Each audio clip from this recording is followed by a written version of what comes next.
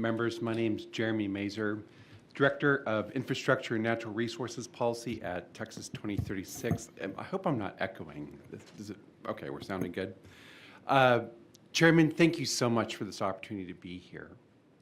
You have heard, and you will continue to hear, valuable testimony on the infrastructure challenges facing our state. And it basically boils down to two separate but related buckets. The first challenge is we need to expand and diversify our water supply portfolio for a drought-prone and growing state.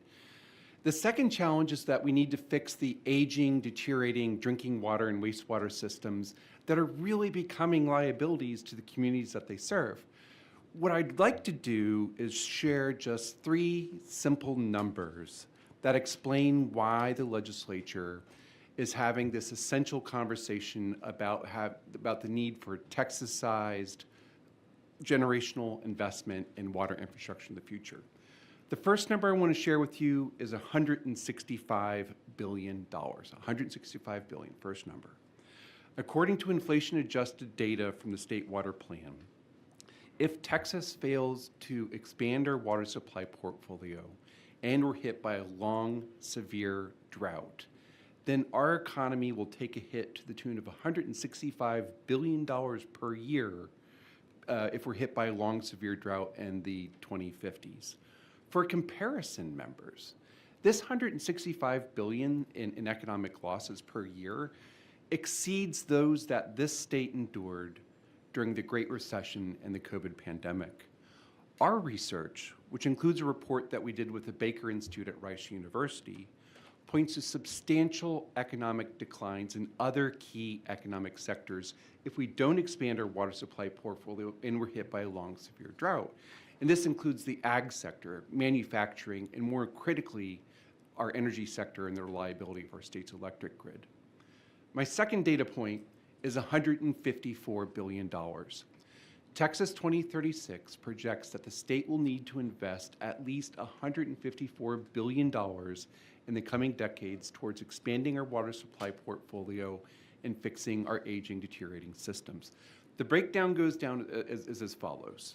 The inflation-adjusted cost estimate for state participation of water plan projects is $59 billion. Fixing our aging, deteriorating drinking water systems will cost just about $74 billion, and repairing our wastewater systems will cost about $21 billion. So all told, the state will need to spend at least $154 billion on water supplies and fixing our aging, deteriorating systems. My third and final number that I want to share with you is 85%.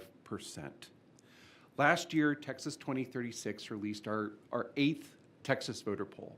We surveyed over 1,000 registered voters on a variety of issues, including what they thought about water. One question we asked was, how concerned are you that Texas may face water shortages due to growth, drought, and aging infrastructure? 85% of voters replied that they are concerned about future water shortages due to these trends. We also asked voters, would they support the state's strategic investment in water infrastructure for the future?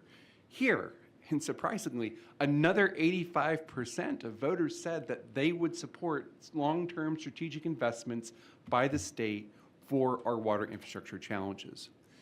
These poll data suggest 2 things. 1, voters are clearly worried about their water, and 2, voters strongly support the legislature taking proactive measures to provide leadership in solving our water problems.